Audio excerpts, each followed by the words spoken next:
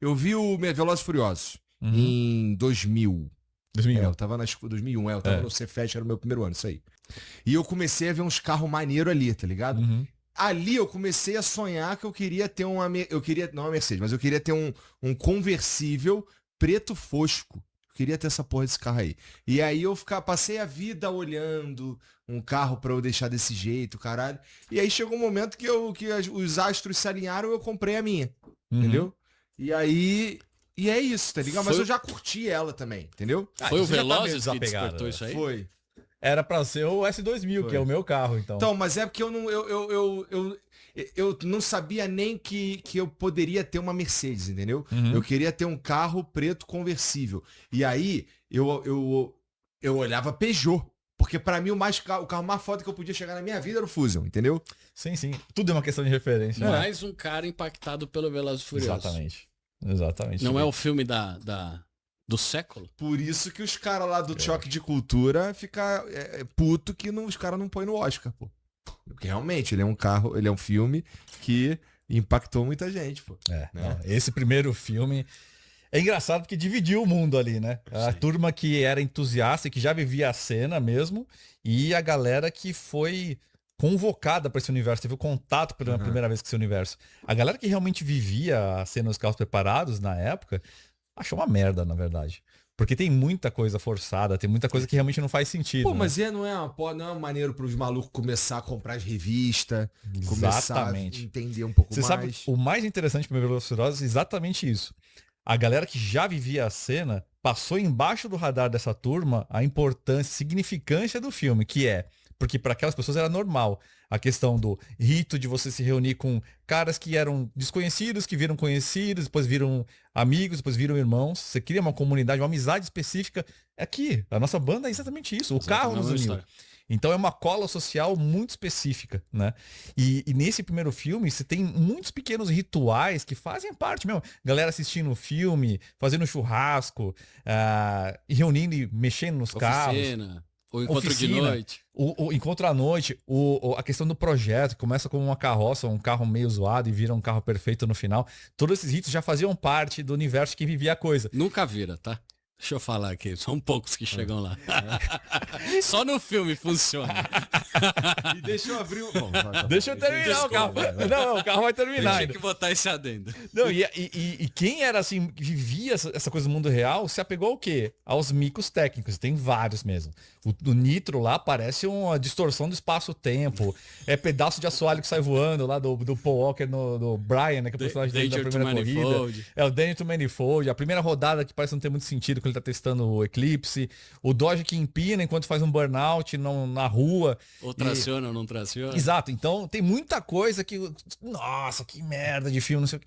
Passou embaixo do radar de toda essa turma que já era entusiasta, aquilo que mexeu, pegou no coração e no fígado da galera, que era... Eu preciso fazer parte desse mundo. Os caras descobriram, você descobriu. Muita gente descobriu esse universo. Achava maneiro. Sabe qual é? Exato. A gente não entendia porra nenhuma. A gente achava, caralho, muito foto. Viu que o cara coloca a opinião um pouco mais vazio, mané, porque senão explode. Caralho, entendi. Tem gente que saiu com... curtiu o entretenimento. Tem gente que mudou a história da vida. Fala, cara, não é só que eu curti, eu quero fazer parte disso. Eu quero que isso seja meu estilo de vida. Tô entendendo. Virou uma questão de identidade cultural.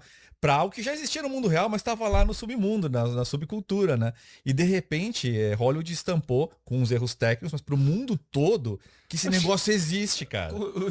Cara, os erros... Agora pega... Tá bom, tá puto com os erros técnicos do primeiro filme. Compara com os últimos, o que acontece intencionalmente nos últimos filmes. O cara vai pra lua. Mudou completamente. Igor, sabe qual que é o lance do primeiro filme? Que ele é tão específico, ele é baseado numa história real. Ah, é? É.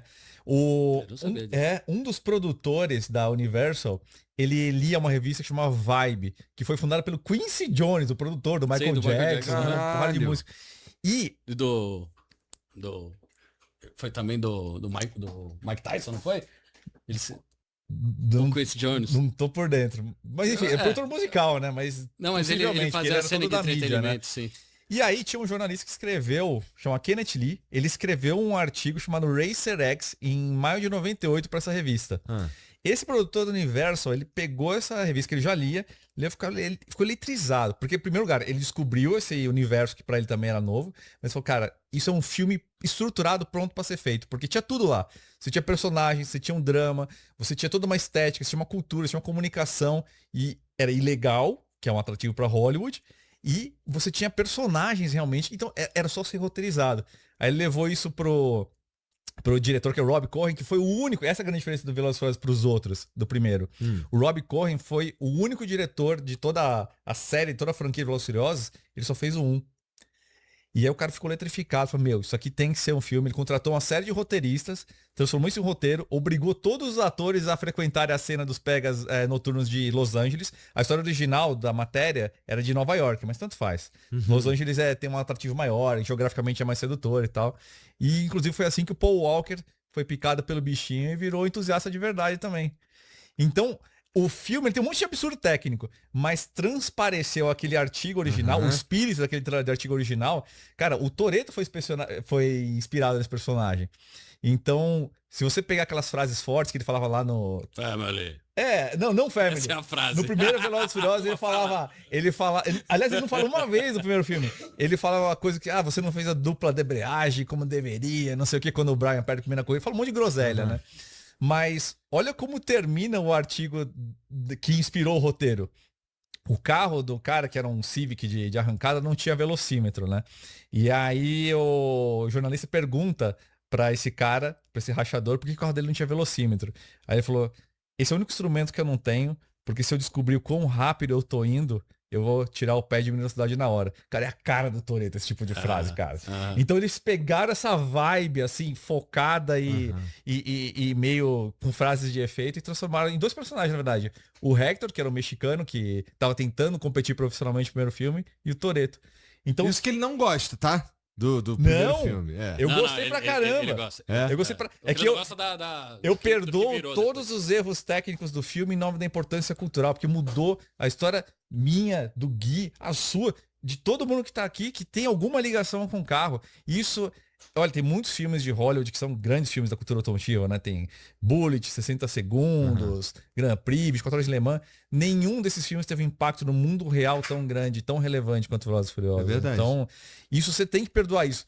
Depois, aconteceu depois, é outro problema. Vin Diesel assumiu o controle criativo da franquia e virou um Triple X com mais carros.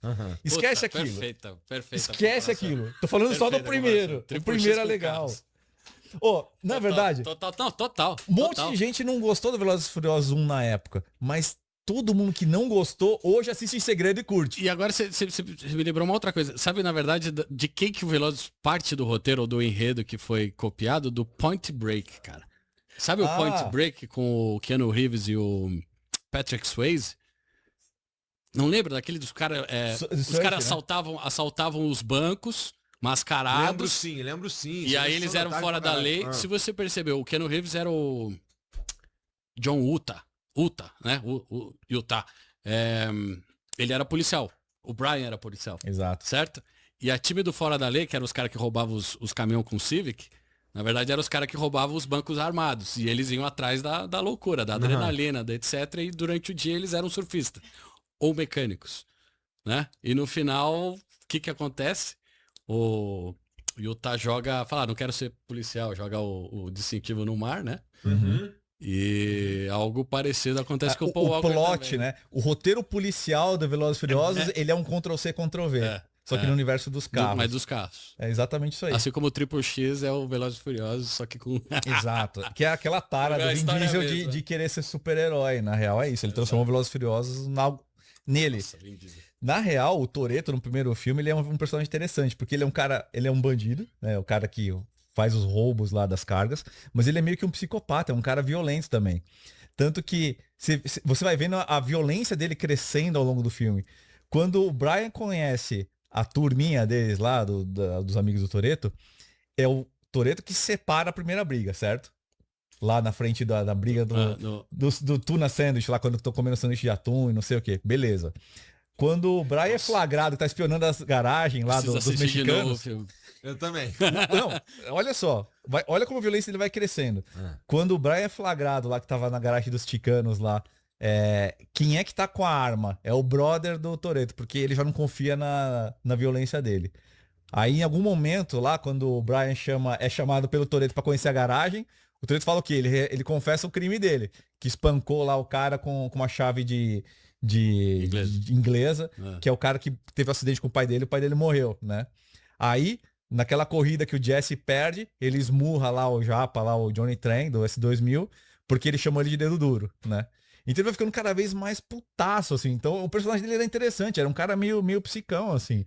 Agora virou um herói inexplicavelmente, mas... eu tinha a impressão que ele fazia o papel do mestre, né? E o herói era mais... Não, ele é total contraparte.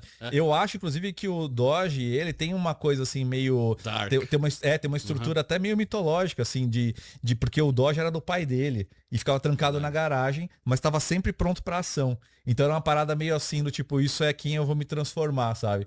Porque o Toretto, super-herói, que aconteceu nos outros filmes depois, ele tá sempre de dojão, né? Primeiro filme ele era um cara dos carros tunados, ele andava de RX-7 vermelho. O Dodge era do pai dele. Naquela hora que o Jesse morre, lá metralhado na frente da casa, ele se transforma e não tem um caminho de volta mais. Ele entra naquele carro e ele vira o passado que ele tava tentando trancar, que era o Toretto violento, né? Um cara meio psicopatão. O cara conseguiu achar todo um bagulho filosófico. Você entendeu porque eu gosto de barata, mano? Velozes e Furiosos. Mas, velho, o crédito é dos roteiristas, cara. E eles construíram muito bem isso. Muito bem. O Vin Diesel não é um roteirista nessa pegada. Por isso que ele destruiu a série, cara. Ele pegou na mão isso aí, pôs embaixo do braço, ganhou dinheiro pra caramba, mas acabou com a história legal do negócio. Mas aí que tá, o Tokyo Drift... Ainda é legal. Ainda mas pouquinho... Mas ele não tá, né, no rolê, inclusive. Ele tá no final, né? Ele só aparece tipo... Porque eu acho que a negociação dos direitos aconteceu aí nesse interim, entendeu? Por isso que ele aparece já como um easter egg. Ele já queria, agora esse negócio é meu, então vou fazer uma pontinha aqui. Então a parada acho que foi meio essa, assim. Eu só vi o 1 e o Tóquio mesmo. Não perdeu nada. São os melhores e os únicos que vale a pena assistir.